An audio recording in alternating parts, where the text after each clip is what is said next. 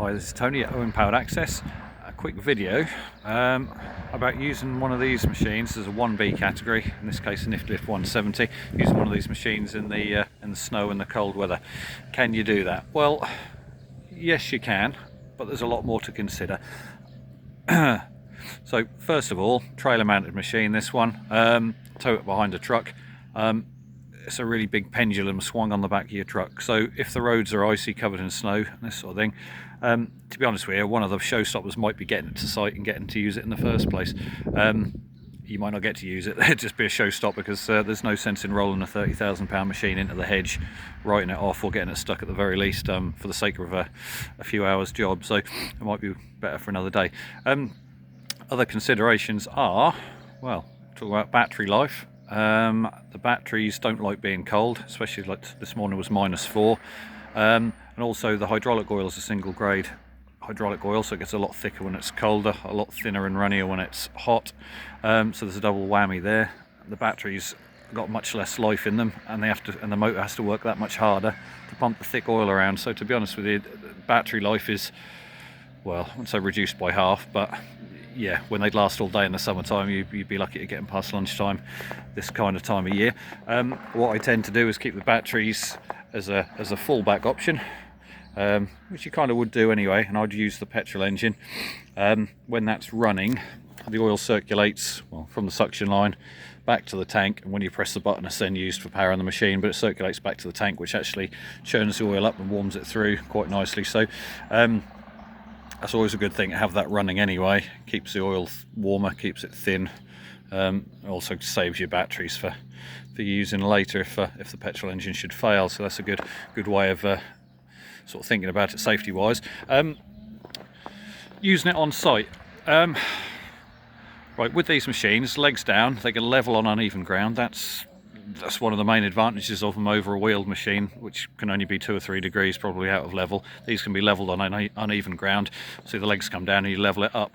But it's a consideration in all times of year, but something people don't think about. In the winter time, the only thing stopping one of these sliding down a slope or a hill is the friction under the foot plates, under each of the 4 legs. Because when you level that up, the chances are, and they should be really in practice, the wheels should be off the floor, so the handbrake or anything else is kind of irrelevant. It's the friction under the 4 feet that stop that sliding down the hill. So in an icy, snowy conditions, if it's anything other than more or less pretty flat ground, you don't want to be setting it up and using it. Let's be honest, do you want to be 60 foot up in the air and then find the thing starts to move down the hill with you on top of it? It's just not worth the hassle. So yeah, common sense has to come into play. You have to assess the work site, the conditions, and see whether you really can do that. The plastic outrigger pads, or the high density polyethylene pads that you use, are pretty slippery anyway. They're slippery when they're wet, so they're pretty much a bad idea in the snow and the ice as well, so that would compound that problem.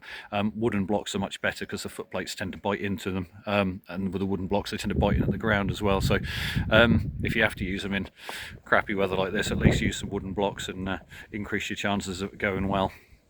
Sort of freestyling this, but the other consideration when the weather's sort of minus numbers like it is now, you as the operator, you're probably the weak link, to be honest with you. The chances of you having an accident, whether it just be tripping over one of the legs, sliding over, banging your head on the machine, or anything else, or you know, an accident at height, the chances are much higher if you're cold, miserable, pissed off and don't want to be there. So again, sometimes save the job for another day might not be ideal at all.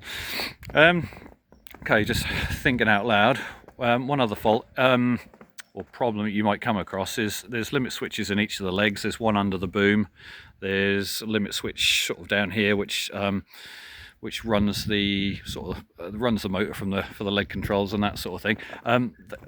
This weather they can obviously get so good wet, then it freezes and those switches get frozen in position, so the machine might not work for you initially. A quick go around with a flask of hot water will normally free them up and get the machine working, but if you're working in sub-zero temperatures, the chances are those are going to freeze up in time. You might find that the machine works initially and then doesn't work again. It's alright if it's been frosty, you can de-ice it, and then it's above freezing and nothing freezes up again, you're kind of safe. But you have to be very mindful of the fact that those safety switches might stick in a position that's not the position you want them in, and the machine can sort of, particularly the boom the boom switch, the machine can fail to danger, as in it thinks you're safely down because the switch says it's in a certain position. You could in theory lift the legs up with the boom still up in the air. Unlikely, but again, a lot more likely if the switches are frozen in a particular position. It might allow you to operate the machine when you shouldn't be. There we are. It's a bit of a freestyle, but yeah, you can use these in the bad weather, but a lot more considerations.